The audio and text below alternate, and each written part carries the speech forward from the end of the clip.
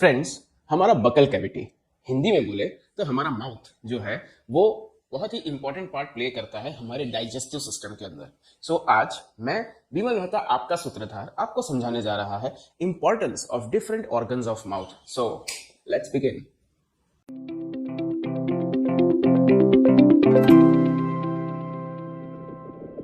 Friends, मुंह के अंदर मतलब कि हमारी जो बकल कैविटी है उसके अंदर तीन मेन चीजें होती हैं, हमारे दांत, हमारी टंग और हमारा salivary gland. Now when we talk about the teeth, तो टीथ जो होते हैं वो उसमें अलग अलग टाइप के टीथ रहते हैं। चार अलग अलग टाइप के टीथ आपको देखने को मिलते हैं, जिसमें सबसे पहला होता है इंसाइजर्स।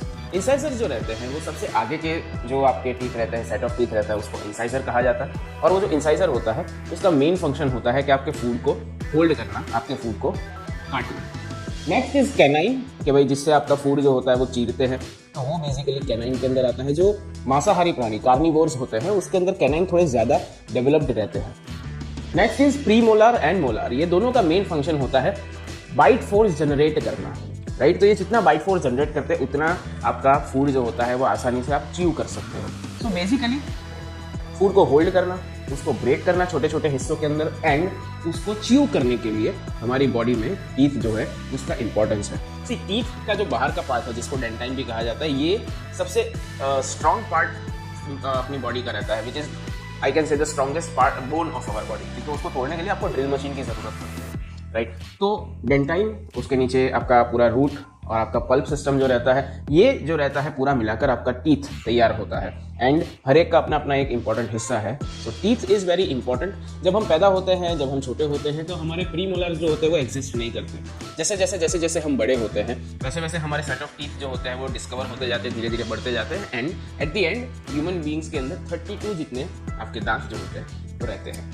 कई बार उसमें एक एक्स्ट्रा विजडम टीथ भी रहता है, जो जब हम बंदर थे तब हमारे दांत में एक्स्ट्रा था, ठीक है। कुछ लोग बंदर होते हैं अभी भी, लेकिन ज्यादातर वो जो विजडम टूथ है वो अभी सप्रेस्ड रहता है, उसका ज्यादा फंक्शन नहीं होता।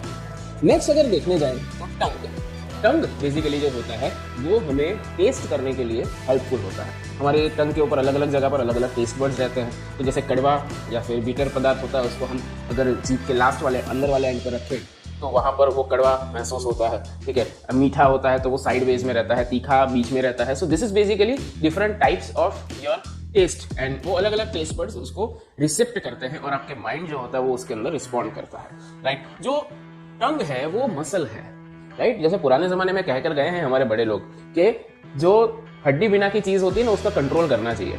मतलब कि वो जबान के बारे में कह के गए हैं, राइट, कि हमें उसको कंट्रोल करना चाहिए कि भाई किस, क्योंकि अगर हम बोलेंगे तो भी जबान से और अगर हम खाएंगे तो भी जबान से, दोनों के लिए हमको टंग की जरूरत पड़ती है। So it is important to hold control on the tongue, right? तीसरी और सबसे important है आपकी salivary gland। salivary gland actually तीन हिस्से में बटी हुई है। सबसे पहला है पैरोटिड, जो यहाँ पर आपका रहता है, राइट, आपके जो कान रहता है उसके नीचे वाले पार्ट में।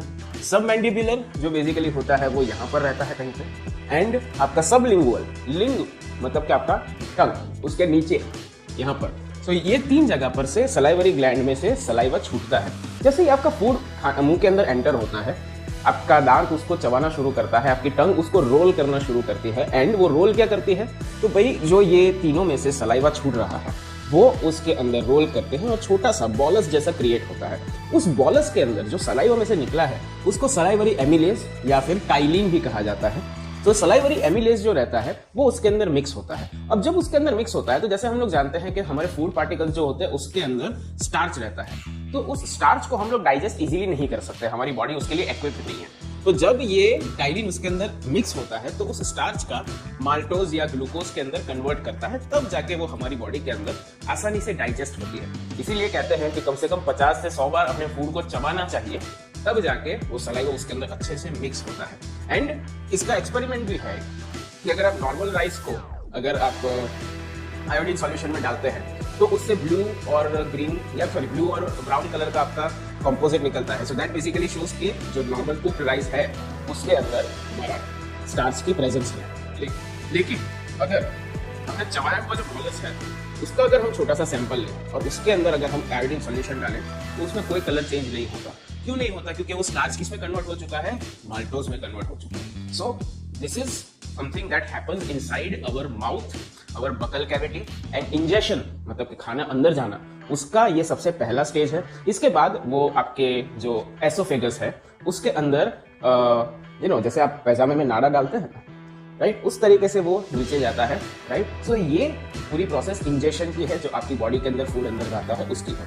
आई होप आपको समझ आया होगा। If you have any doubts regarding any of these things, you can write down in our comment section, और हमारे चैनल को लाइक करना, सब्सक्राइब करना, फॉलो करना मत भूलिएगा। Thank you very much. हम लोग नेक्स्ट टाइम मिलेंगे स्टमक के अंदर क्या होता है फूड का उसके बारे में। तो तब तक के लिए कीप रॉकिंग।